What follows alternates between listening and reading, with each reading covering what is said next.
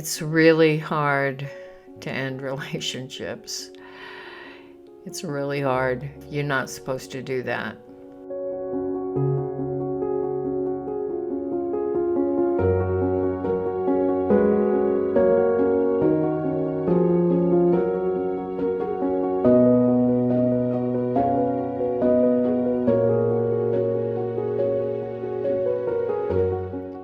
I think maybe a way to soften it a little bit is to say sometimes relationships need to end for the time being.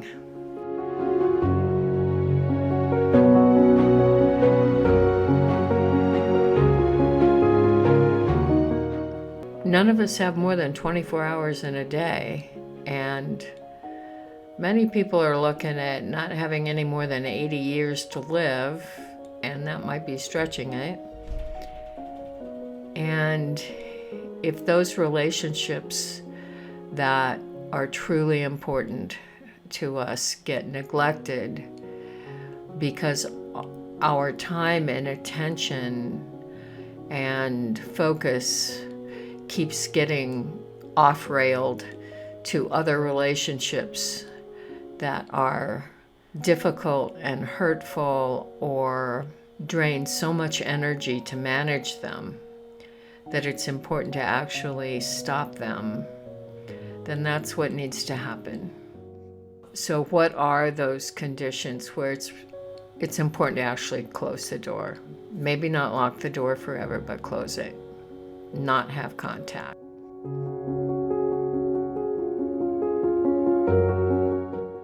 There's a fairly famous marital therapist and researcher. He's done some great research, who says the marriages that tend to last are ones that have a ratio of 5 positive to 1 negative interaction of the same intensity.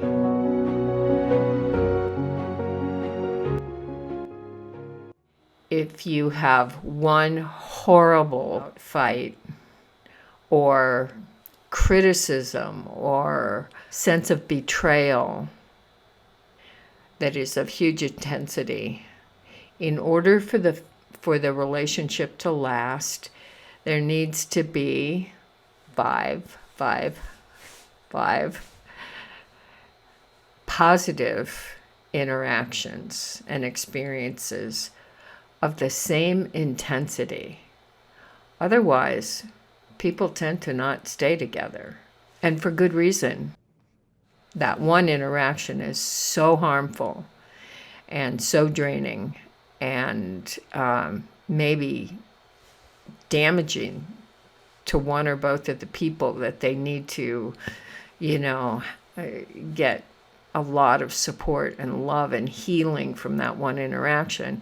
If there aren't 5 really wonderful interactions where there's joy and connection and deep, fulfilling meaning, it's just not worth it.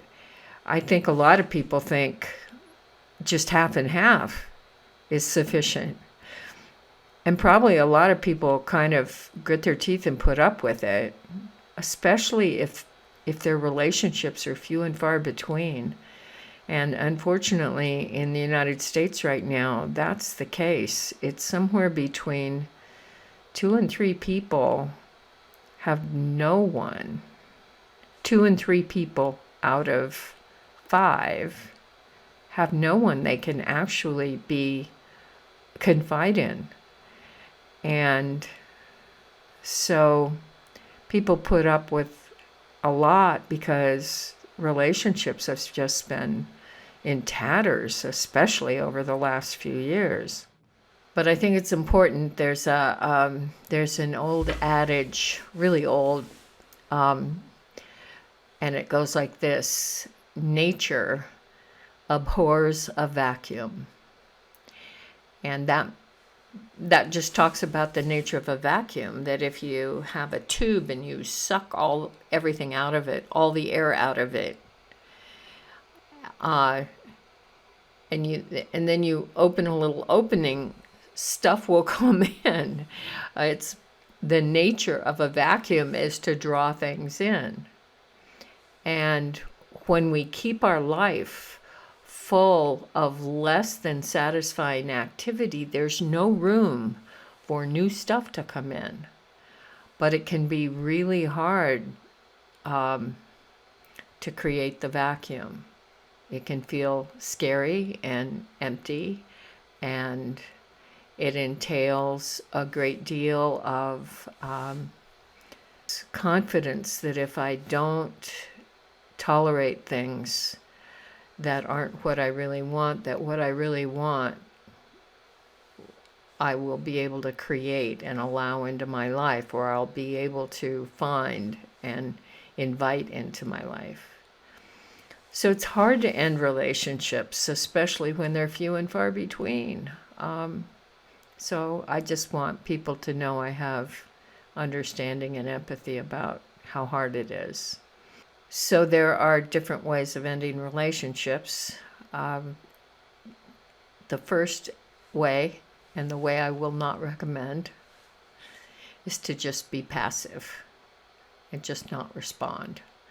So sometimes that's possible because so much interaction now happens over text, or possibly email or Facebook interactions or whatever, social media interactions, that it's possible to just ghost people or cancel them. Just, you don't follow them anymore, you block them, whatever.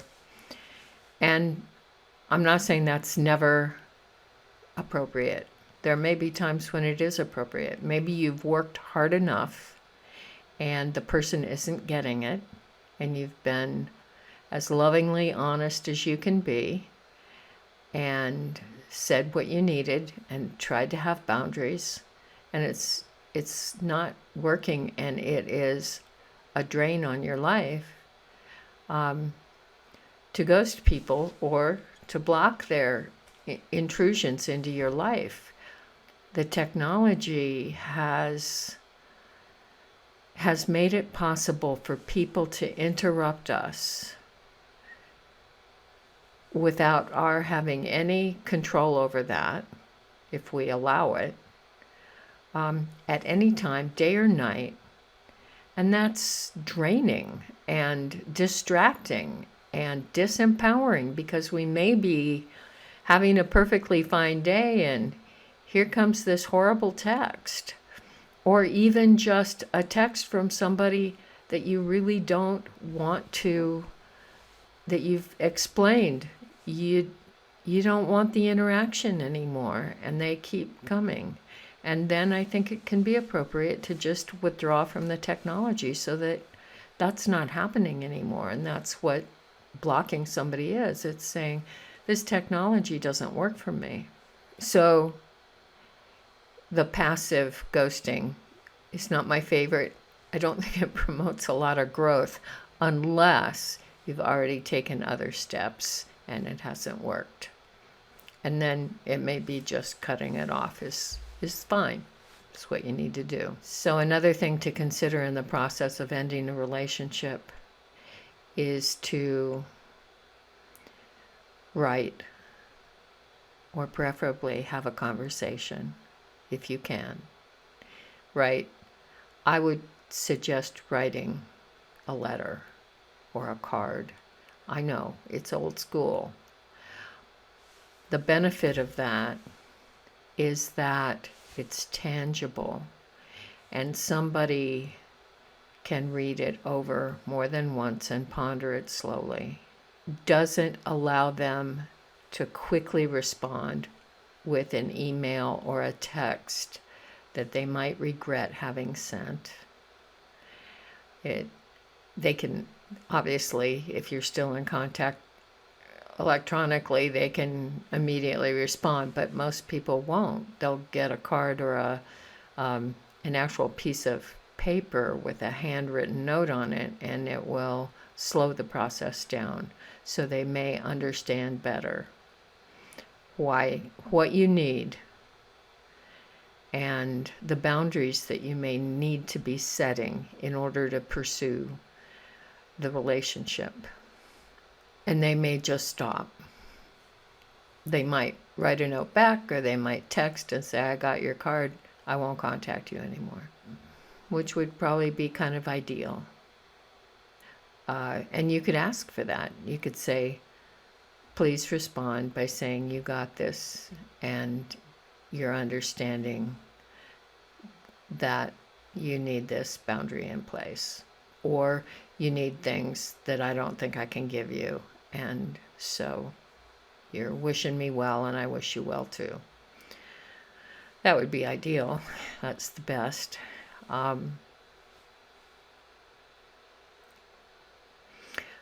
So kind of an addendum to that is, it's possible to set boundaries in such a way that somebody they'll get activated, but they'll end the relationship. They'll say something like, well, if that's how you feel about it, screw you, and I'm done. And don't contact me either. I think the benefit of not just passively ending relationships is that there's more clarity for both people. At least you've said, and if you can say it in a non-blaming, non-judgmental way, great. It's a great exercise to write a letter or an email and work on it until it's not judgmental and it's not blaming.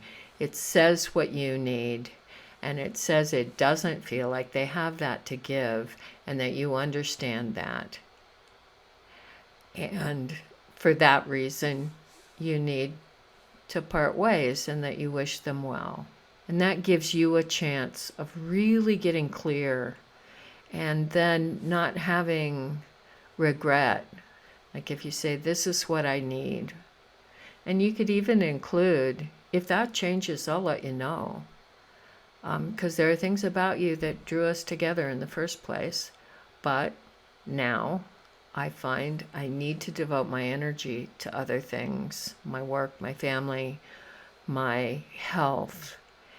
And I just am not getting enough, and I don't see that we have enough to give to each other right now that it's worth it to keep going like this. So I want to end it, and in a cordial, caring way. I wish you well on your way. It's hard to end relationships, but I think it's really important, as that Scott Peck quote says, to value yourself, so that you value your time, so that you can do something really meaningful with your time. We've only got a certain amount of time here. And if other relationships, or your work, or your spiritual pursuits, or your own healing journey is suffering because a relationship is not a 5-to-1 ratio of good to negative, draining, damaging interactions of the same intensity, it's okay.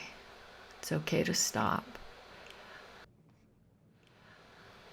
I like to believe that if it's not good for me, it's really not good for them either. That if it's not good for them, it's probably not good for me. If they need to hit bottom in some way, if there's something they need to look at that's hard for them to look at, when someone consciously and caringly says, I need things you're not able to give me right now, that will give them some information. Whether they decide to pay attention to it or not, that's not your business. With people that we've had some significant interaction with, it may be no one has ever said, your temper is too much for me. I don't have it. It throws me off. Or I've noticed that I do a lot of listening, and when I ask for listening, the response is really low, and I end up feeling drained. I need to stop. Godspeed to make your life full and meaningful and generative, where relationships are generative for both people. And it doesn't have to be completely equal. It can be generative in very different ways. But there needs to be an energy exchange, that I grow and you grow. Or I grow by figuring out how to be with you in new ways. And then your growth is up to you.